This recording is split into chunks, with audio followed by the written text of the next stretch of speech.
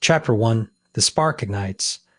The candlelight flickers against the parchment, casting long shadows across the ink-stained desk. Franois Marie Rouet, a young man with a mind too sharp for his own good, leans forward, his quill scratching furiously. The year is 1717, and in the heart of Paris, a storm is brewing, not of wind and rain, but of ideas. The air hums with the promise of revolution, not of the sword, but of the pen. And this restless young writer, already exiled once for his wit, is about to light the fuse. The streets outside are alive with the clatter of hoofs and the murmur of merchants hawking their wares. But in this dimly lit room, the world beyond seems distant, irrelevant. The words flow from Voltaire's mind like a river breaking its banks, unchecked, unstoppable. He writes not just for himself, but for the future, for the men and women who will one day dare to think, to question, to demand more from life than blind obedience. His pen is his sword, his ink his ammunition. But this is not the first time he has wielded it. Already he has tasted the sting of censorship, the bitter taste of exile. His play, Oedipe, had brought him fame, but his satirical verses had earned him the wrath of the powerful. Now, under the watchful eye of the authorities, he writes in secret, his words smuggled out to printers who dared to defy the king's edicts. Each page is a rebellion, each sentence a challenge to the old order.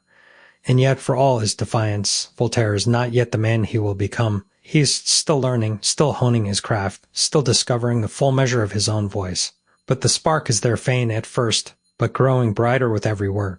Is the spark of reason, of doubt, of the unshakable belief that no man, no matter how powerful, should rule over another's mind. The candle burns low, the ink will nearly empty, but Voltaire does not stop.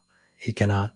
The ideas are too urgent, the need too great. He writes of freedom, of justice, of the dignity of every human soul. He writes of a world where men are not chained by superstition or fear, but guided by the light of their own understanding. It is a world that does not yet exist, but he sees it clear as day, and he will not rest until it is real. Outside, the night deepens.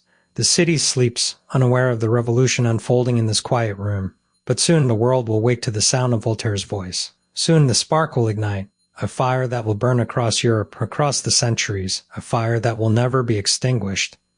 And so, with the first light of dawn creeping through the shutters, Voltaire sets down his pen. The first draft is complete. The first battle has been fought.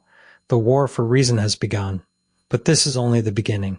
For Voltaire's greatest works are yet to come as Candide, his letters on England, his relentless crusade against tyranny in all its forms.